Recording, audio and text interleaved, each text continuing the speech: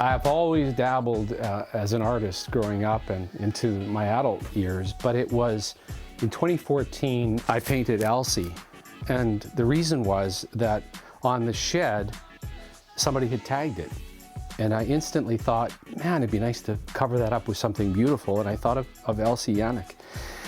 And it was so great because after I painted it, we brought her over to see it, and it was really, really touching. And that sort of began everything. There was sort of a social media movement at the time to come and get your selfie with Elsie, so people would search out this mural and then post it on social media. Eventually Justin Trudeau came to get his picture taken with it. And that was the catalyst to a real shift for me. I just kept painting after that. It was one mural after the other. Then I kept looking for things to paint on. I had no canvases at the time, so I just would grab a piece of wood and I'd paint on that. And there were a couple of times I painted on old album covers. Yeah, and eventually I bought canvases and they started selling, and it's been amazing where it's gone. So this gives you a small example of what I've been doing. Of course, these are more recent works. On the wall is a mix of prints and originals.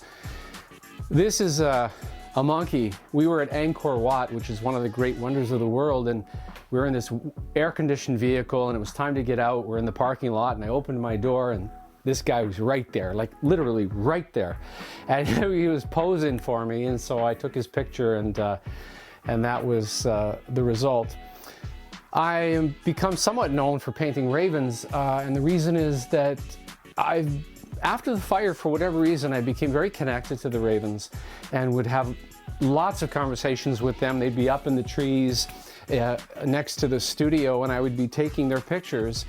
And so we have here, this is the King of the Ravens, which was named by one of the students at St. Kateri School when I was painting it with the kids.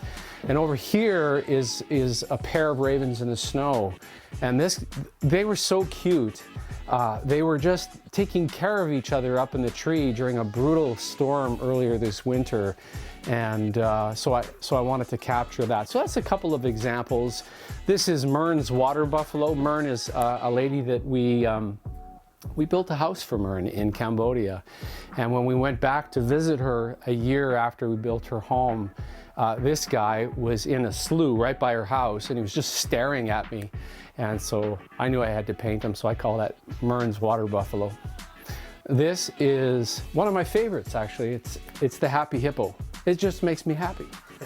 Simple as that. So an artist in Edmonton made a suggestion for me. I was doing the 19-day painting challenge where the people that follow me suggested different things that I could do and then create paintings from their suggestion. And so his suggestion was to paint something about the Fort McMurray fire that was personal, that was something from my perspective, and I hadn't done that yet. And then for me, this is the image of the fire that I experienced trying to get back to Fort McMurray. I was doing a workshop at Mark Amy Treatment Center by Anzac, and I hit this on the south side of the community. And I described it as the apocalypse, because that's exactly what it looked like. And I kept driving into it. And of course, behind here is Beacon Hill, which is obviously on fire.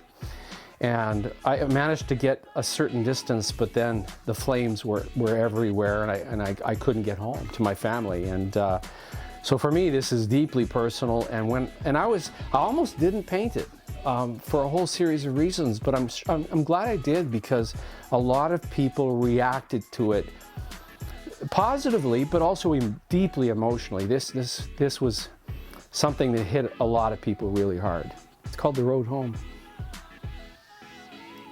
I came to Fort McMurray in 1996, and I was the program director of the radio stations in town, and it was the year that Chris Phillips went #1 in the NHL draft. And I remember we had a couple of people down, I don't even remember where the draft was, somewhere in the States, and we got the first interview with Chris that day after he went #1.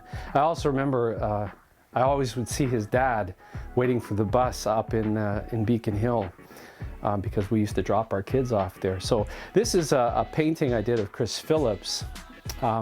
It was part of my 19-day painting challenge, raising money to build a house for another family in Cambodia. And the prompt was a Fort McMurrayite who left the community and went on to do some amazing things. And of course, he had a long and amazing career in the NHL.